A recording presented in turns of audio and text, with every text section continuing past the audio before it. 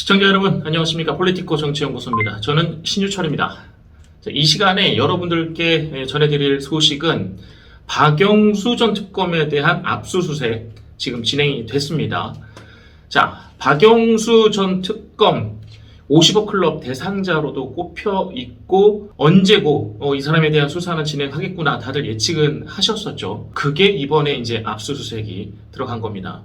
자, 압수수색이 들어갔다는 것은 어느 정도 기본 수사가 지금 이미 진척이 돼 있다라는 말로도 이해하시면 되고, 그 수사 내용을 뒷받침할 수 있는 증거를 찾는 작업이 바로 압수수색이다, 이렇게 생각하시면 됩니다. 강제로 증거를 찾는 거죠. 서울중앙지검 반부패 수사 1부에서 압수수색 진행했고요. 박영수 특검의 집하고 그리고 사무실 이렇게 압수수색을 했습니다. 박영수 특검은 김만배 일당이 대장동 개발사업 공모를 준비할 때 부국증권을 이 사업에서 배제시키는 그런 역할들을 했다고 해요. 그리고 컨소시엄을 만드는데 도와줬다, 이런 혐의를 받고 있습니다. 그때가 한 2014년 정도인데, 그때 박영수 특검이 바로 우리은행 이사회 의장으로 있을 때 이렇게 김만배를 도왔다라는 겁니다. 그렇게 도운 대가로 50억 원을 받기로 했다는 거죠. 박영수 특검은 이거 말고 또 있습니다. 바로 딸 문제인데요. 대장동 아파트를 특혜로 분양을 받았다라는 의혹도 받고 있습니다. 화천대유와 이 수상한 이 금전거래가 있다. 이상한 금전거래를 찾아야 한다는 게 바로 검찰의 주장입니다.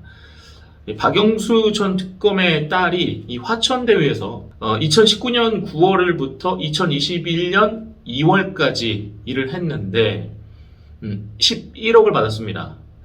그러니까 이게 수상하지 않을 수가 없죠. 검찰 입장에서는. 1년 5개월 일했는데 11억 받은 겁니다. 1년 5개월. 11억 받으면 진짜 어느 회사도 저는 이 11억 받는다 그러면 이 정도 일을 하겠어요. 정확하게 무슨 일인지 몰라도 그냥 나는 11억 준다 그러면 하겠어요. 그런데 이런 회사가 없잖아요.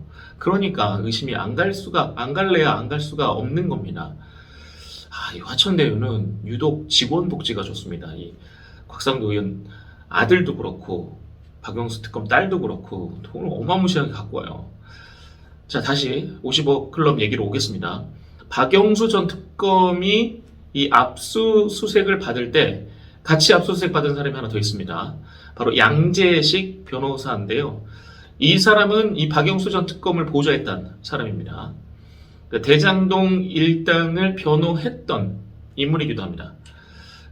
이 사람은 이 정영학 녹취록에도 나옵니다. 이 대장동 일당이 이제 당시 얘기를 주고받으면서 양재식 변호사 영입은 신의 한 수였다, 이렇게 말할 정도니까 확실히 도움을 받은 거죠. 도움을 받았고 그만큼 박영수와 이 대장동 일당, 그 중에서도 김만배 간에 확실히 주고받은 게 있지 않겠냐라는 의혹들이 계속 생길 수밖에 없는 이유입니다.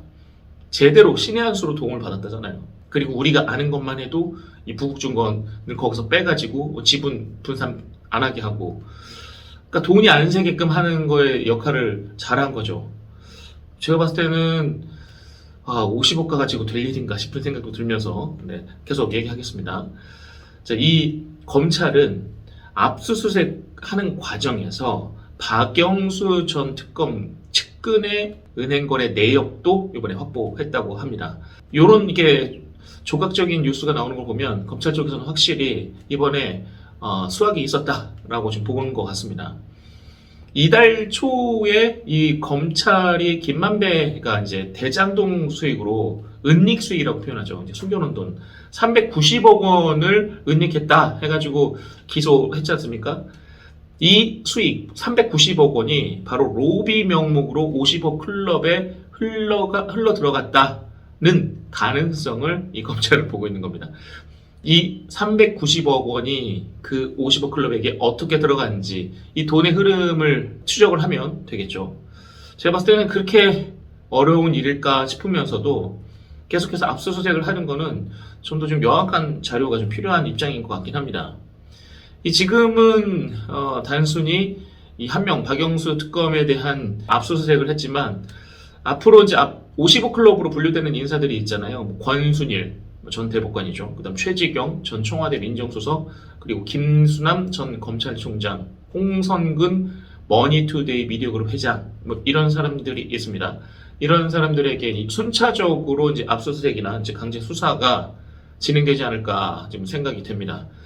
일단은 박영수 특검에 대해서 이 조사를 할 때 크게 두 가지로 이제 딸이 일했을 때의 수상한 거래내역, 그리고 박영수 특검 자체의 은행 거래 내역, 이런 것들을 어떻게 찾아내는지, 어떻게 이제 조각 맞춤을 하는지, 퍼즐을 맞춰 나가는 게 이 검찰의 역할일 것 같네요. 자, 이 시간 준비한 시간 여기까지입니다. 고맙습니다.